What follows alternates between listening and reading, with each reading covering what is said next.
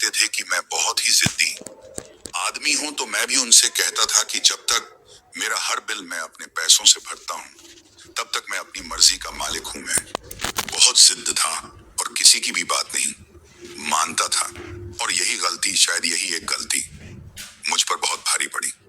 संगीत। दरअसल हुआ कुछ यूं था कि रहने के लिए मैंने एक घर लिया था। ऐसा मकान मुश्किल से मिलता है। वह अलग बात थी कि वह घर के पीछे कब्रिस्तान था। तो क्या हुआ अब मुर्दों से कैसा डर। हम जिंदा लोग भी अजीब हैं। दुनिया में इतनी सारी डरावनी चीजें हैं और हमें डरना मुर्दों से ही होता है।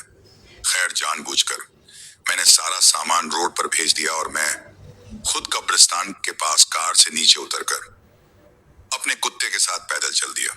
कब्रिस्तान के बीच से होता हुआ फिर मैं आया अपने मकान के बाहर। एक छोटा सा लोहे का गेट कमर के पास तक खुलता था। मेरे कुत्ते को नई जगह संभालना बहुत ही मुश्किल हो रहा था, तो मैंने उसे खोल दिया और वह अंदर की तरफ भागते भागते कब्रिस्तान की तरफ चला गया। मैंने पलट कर देखा तो जो गेट मैंने खोलने के बाद बंद करके आया था वह अब खुला हुआ था। मैं अपने कुत्ते को संभाल नहीं पाया। वह पूंछ हिलाते हिलाते जैसे इतना खुश हो रहा था कि जैसे उसका मालिक मैं नहीं बल्कि कोई और ही हो, और वह पूंछ हिलाते और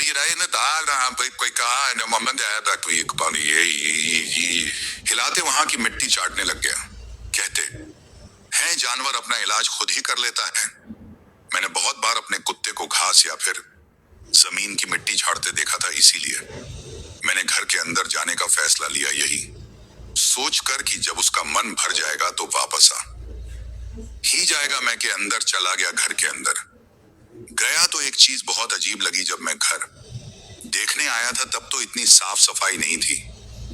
अब इतनी साफ सफाई किसने की होगी, और ना जाने उस घर में एक अजीब सी सड़ी हुई बदबू आ रही थी, जैसे किसी ने जिंदा इंसान को इस घर में ही दफना दिया हो। खैर, इतनी सारी बदबू और सन्नाटा, लेकिन वहां पर मैं अकेला नहीं था। मुझे ऐसा महसूस हो रहा था कि जैसे वहां कोई और भी हो जो मुझे घूर घूर कर देख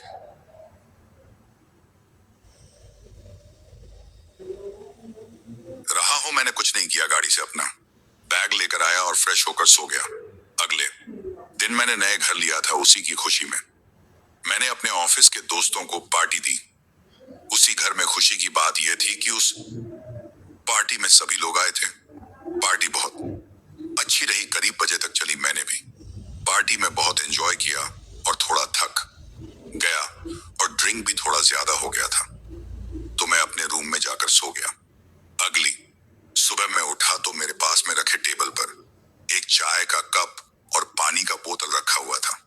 मैंने उठा और देखा तो वहां पर ताजा चाय बनाकर रखी हुई थी, जिसमें से धुआं भी निकल रहा था। और रूम के बाहर निकला तो पूरा कमरा जैसे साफ था। कमरा तो क्या, पूरा घर ही जैसे साफ था। यह सब देखकर मैं थोड़ा सा चौंक गया। मैंने बाहर निकला तभी मेरे फोन पर कॉल आया। हेलो गणेश यार, मैंने तुम्हारे रूम के टेबल पर चाय रखा है, लिया ना? अरे जिग्नेश, तू, मैं आवाज पहचान गया था। तू कब आया और चाय बनाकर चला गया? हेलो हेलो, मगर उधर से कोई आवाज सुनाई नहीं दी। फोन कट हो चुका था। मेरा दिमाग ऐसा लग रहा था कि जैसे फट जाएगा। सिर में बहुत दर्द हो रहा था, लेकिन फिर भी मैंने कार निकाला और जिग्नेश के घर जाने लग गया। जिग्नेश के घर पहुंचकर मैंने उससे पूछा, यार तू कब आया था मेरे नए घर में? तो इस पर जिग्नेश ने कहा, क्या, मैं तो 2 दिन से यहाँ था ही नहीं, अभी मिनट पहले ही तो आया हूँ। और तू भी आ गया? क्या हुआ, कोई काम था क्या? तो इस पर मैं बोला, क्या कल रात तू पार्टी में नहीं आया था? इस पर जिग्नेश बोला, नहीं तो मैं तो अपने गया था, लेकिन हुआ क्या? तो इस पर मैंने उसे पूरी बात बताई। तो इस पर जिग्नेश ने कहा, अरे हो सकता है कि तेरा भ्रम हुआ हो, ज्यादा पिया मत कर। चल अब मुझे काम करने दे, मुझे सारा सामान भी निकलवाना है। जिसके बाद मैं थका हारा अपने घर आ गया और नहाने के बाद मैं वापस से सो गया, क्योंकि उस दिन की मैंने ऑफिस से छुट्टी ली हुई थी। फिर जब मेरी आंख खुली तो तब तक शाम हो चुकी थी। शाम के बज रहे थे। मैं इतनी देर सोया रहा, मुझे कुछ ख्याल ही नहीं था। शायद मैं काफी थका हुआ था, इसी वजह से मैं ताजी हवा खाने के लिए थोड़ी देर बाद छत पर गया तो मुझे वहीं पर कब्रिस्तान के पास एक लड़की दिखी। वो वहीं पर टहल रहे थे। उसे देख मैं थोड़ा सा घबरा गया कि भला रात का कब्रिस्तान में यह लड़की कर क्या रही है। मैं थोड़ा डर गया और अपने कमरे में जाकर बैठ गया। तभी दरवाजे पर खटखट की आवाज आने लगी। मुझे समझ नहीं आ रहा था कि आखिर इस सुनसान जगह पर मुझे तो कोई जानता भी नहीं, तो फिर यह आवाज किसकी है। आखिर दरवाजे पर है कौन? कहीं वो गट्टानन कब्रिस्तान वाली लड़की तो नहीं आ गई। लेकिन 3-4 बार दरवाजे पर दस्तक होने के बाद वो बंद हो गई। मगर तभी फिर से मेरे फोन पर कॉल आया। मैंने कॉल उठाया तो उधर से आवाज आई, गणेश दरवाजे पर देखो, एक लड़की आई है, जरा खोल कर देख लो, वो ठीक तो है ना इस बार। मैं थोड़ा गुस्से में बोला, कौन हो तुम, क्यों परेशान कर रहे हो। तभी फोन से आवाज आई, अभी तो बस शुरुआत है, आगे आगे देखो क्या होता है। तो इस पर मैं बोला, मैंने तुम्हारा क्या बिगाड़ा है जो मुझे परेशान कर रहे हो। हेलो हेलो, लेकिन फोन से उधर से कोई आवाज नहीं आई कि तभी मेरा जो कुत्ता था उसके पुटकने की आवाज आने लगी। डर की वजह से मैं कमरे से बाहर नहीं निकल पाया। मुझे बहुत ही डर लग रहा था। मैंने एक सिगरेट निकाली और जलाकर पीने लग गया। तभी फिर से आवाज आई, इधर भी देना भाई। लेकिन इस बार कमरे के अंदर से आवाज आ रही थी और वह कोई और नहीं बल्कि एक लड़की की आवाज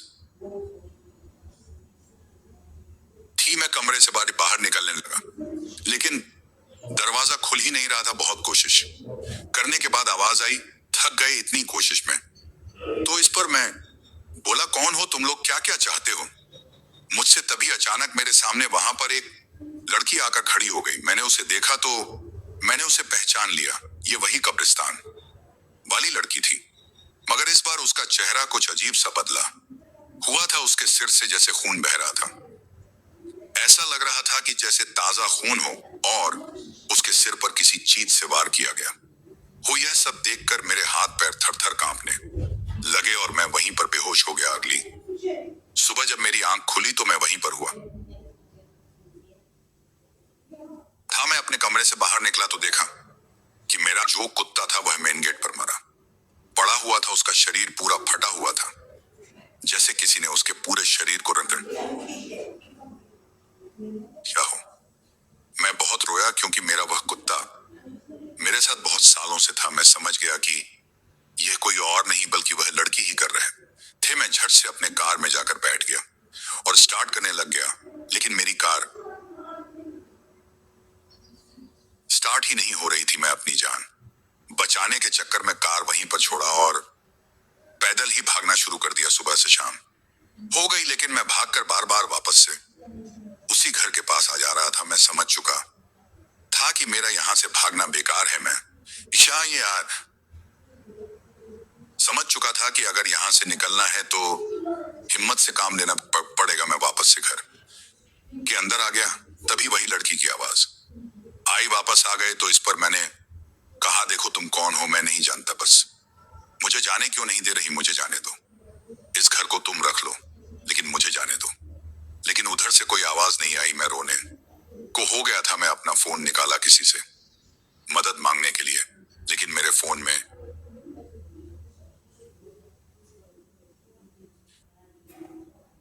नेटवर्क ही नहीं था। मैं थक हार कर अपने रूम में चला गया और फिर मैं वहां जाकर सो गया। हालांकि नींद तो आ नहीं रही थी, मगर किसी तरह से फिर नींद आ ही गई। मैं सुबह उठा तो मैं बहुत ही भूखा था। रात से मैंने कुछ नहीं खाया था, ना ही खाने ने की कोई चीज अपने कमरे में थी। तो फिर मैंने सोचा, क्यों ना बाहर निकलकर देखा जाए, हो सकता है कि कुछ खाने को मिल जाएगा। फिर ना जाने क्यों मैं टहल हुआ घर से बाहर निकला। मन बहुत भारी सा लग रहा था, अजीब सा लग रहा था।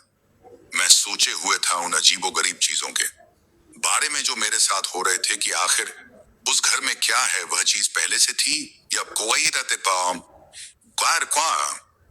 फिर उस रात मेरा कुत्ता कब्रिस्तान से इस पर एक इन चीज को अपने साथ ले आया था। मैं इसी उधड़ पुन में चलता हुआ ना जाने कब कब्रिस्तान के पास पहुंच गया। कुछ पता ही नहीं चला कि तभी आवाज आती है जनाब, अगर मैं गलत नहीं हूं तो आप ही हैं। नंबर बंगले पर मैंने पलट कर देखा तो ठीक ठाक दिखने वाला एक आदमी था। मुझे पुकार कर सिगरेट का कश खींच रहा था। उसने मेरी तरफ भी बढ़ाया, लेकिन मैंने उसे मना कर दिया। जान ना पहचान, पता नहीं यह कौन है, मैंने उनसे पूछा। हाँ, मैंने ही खरीदा है उस मकान को, लेकिन आपको कोई समझ पाए? आपको कैसे पता? उसने एक लंबा सा कश खींचा और फिर कहा, सर अपना चेहरा तो देखिए, परेशानी साफ दिख रही है। क्या हुआ, बच्ची दिखी या फिर उसकी माँ? मुझे तो ऐसा लग रहा था कि किसी ने बिजली का झटका दे दिया हो। यह सुनने के बाद मुझे बहुत ही डर सा महसूस होने लगा। मैंने पलट कर ही उससे सवाल पूछ लिया, आपको कैसे पता चला कि उस घर में माँ और बेटी रहती है? क्या से पहले भी हुआ था? यह सब उस आदमी ने सिगरेट फेंका और एक लंबी